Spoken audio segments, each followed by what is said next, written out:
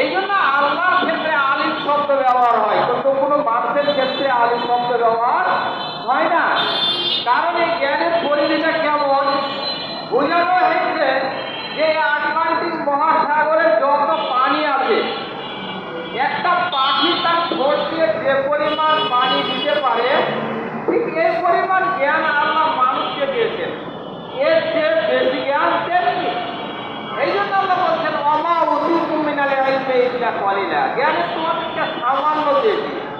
এই সামান্য জ্ঞান নিয়ে কিন্তু মানুষ আজকে আকাশ দিয়ে উঠছে, মিনিটের মধ্যে এক প্রান্ত থেকে অন্য প্রান্তে কথা বলছে, অনেক কিছু।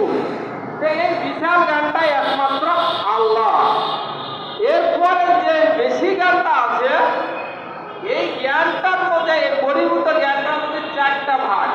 যারা জেনারেল শিক্ষিত মানুষ আছেন তারা আমার এই কথাটাকে আজকে একটু অবাকভাবে ভাববে। যেমন আপনাদের যদি বলি যে মানুষের মাটির কি জ্ঞান আছে, পাথরের কি জ্ঞান আছে, আমাদের বলিয়ে না, মাটির কোনো চেতনা নাই, মাটির কোনো উপলব্ধি শক্তি নাই, পাথরের কোনো উপলব্ধি শক্তি নাই। আমি বলবো আমার আল্লাহ বলছেন যে অপুর মহান না সোয়ালি বিজ্ঞানা জাহান্নামের খনি হবে কারা, মানুষ এবং পাথর। তাহলে পাথরকে জাহান্নামের খনি বানাবেন কেন?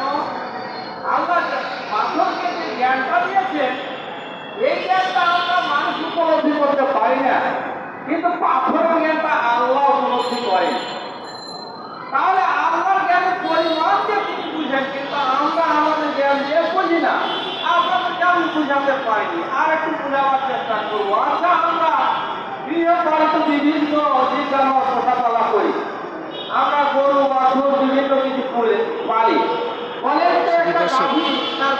সম্মিলিত নন এমপিও ঐক্য পরিষদ আজকে 19তম দিন।